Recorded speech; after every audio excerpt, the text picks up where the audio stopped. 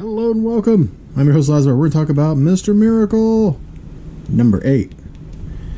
Let's zoom in on that 8. Look at that. Look at that beautiful 8 right there. Sorry, there was dust on the screen. I probably just blew into the microphone, though. So professional. We are the most professional. I'm loving Mr. Miracle. I just read 7. Maybe I should. But then I realized I don't know where it is. Why don't I know where it is?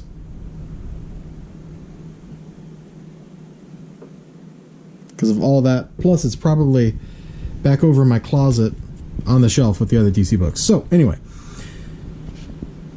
So, what's going on? So, I'm going to talk about the first 7 issues to provide a little backstory. Then we'll talk about this one. So, the first 6 arcs are Mr. Miracle basically going insane. And Orion tries to kill him. At the end of issue 6, well, that didn't work out so well for Orion. Not so well at all. Issue 7, Big Barda had their child. And so this issue, what I'm loving, and you're going to laugh, it's this stuff. God, I was just making fun of Bendis for doing this. Right here, the repeated panel, and I'm loving it. So, like, you got the War and Apocalypse going on. What is this? Okay, Munchkin, whatever. I'm never buying Munchkin. If I was going to buy Munchkin, I would have bought it years ago. Like, this is super old school paneling. 9 panels to a page. This is like if you go pick up a really old comic book, like when Namor and them, like comic books from that era, it's always 9 panel layouts. This is super old school. It works well here. So, what I'm liking... God, this isn't even it. I mean, this war stuff is pretty cool. But it's juxtapositions like this. He's talking to his wife, talking about the baby, and he's got to deal with this war. Oh my gosh, I can't turn pages.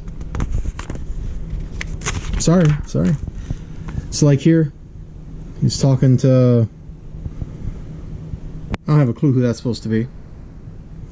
Talking about the kid, we were raised, by Granny Goodness or whatever, so we don't want to leave the kid alone. And then over here, so it's like home life, war. Every page in this should have been laid out this way. The only ads in this should have been double page ads, so you could maintain this continuity of having Battlefield, family life. Battlefield, family life. Even when he's on the Battlefield, he's talking to Big Barda through the mother box about, like, family stuff. He's super distracted. I haven't figured out, like, exactly what's going on here. Like, you get panels like this one where things are glitching. Like, is that the influence of Darkseid? Jeez.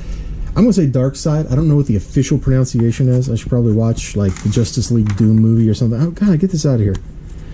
I don't care. And you can see, like, the casual disregard Light Ray has for basically anybody. He just kills this kid, and Mr. Miracle's like, wait.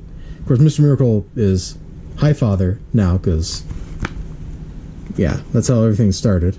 And you get all this family life stuff. And we're not going to flip through. The art, you can see from this, the art is pretty good throughout the book. If you've seen any of the other Mr. Miracle books, the art is basically exactly the same. Here, actually, we're going to come here. See this? This is a warning. You see this name, don't buy the book. It will be terrible. He is going to ruin Superman. Just like he ruined the Avengers. How he spent 20 years living in his Avengers world, I don't know. I'm trying not to show too much here. And I think that's the key takeaway. I love the art. I want to know where this is going. I'm loving the juxtaposition. That was something that...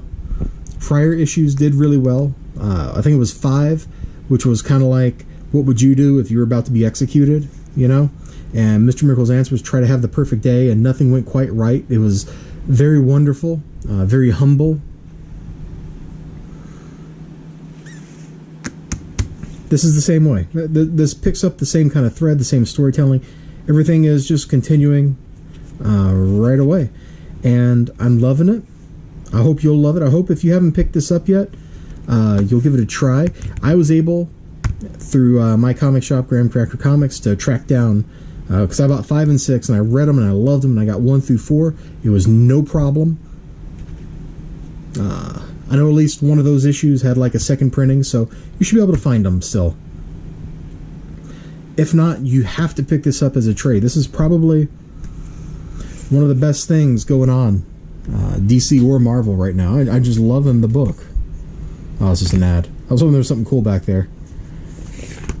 And this is a warning to everybody. Bendis is coming. He's here to ruin DC. And this is great. Just little lovey-dovey on the couch. And I never thought I'd be the kind of person that'd be like, yeah, this is awesome. But this is, actually, this is really awesome. Because they have such a good relationship. Like, this is believable. It's cute. They have an interesting dynamic. Because she's, like, hard. He's, you know, the escape artist loner who doesn't like commitment. And you get them together, and she becomes soft. And he is, like, so firmly committed. It's a great relationship. One of the best relationships in comics. Which means they'll probably retcon it, like Spider-Man and Mary Jane. Not that I'm bitter at Marvel or anything right now. Great book. I recommend it. The $3.99 price point is definitely worth it. Like, this is full of drama and story and just enough action. Like, there's action in here. There's a couple fights. There's some really gruesome scenes because they're fighting a war. What do you expect? And I think it does a good job of conveying the balancing act that these two have to go through to have a family as, you know, basically the leaders of a pantheon. It's great stuff. I'm going to quit rambling because I'm repeating myself now. You all have a great day. Remember to like, comment, subscribe, and all that good stuff. I'll see you then. It's snowing out there. What the heck? Bye-bye.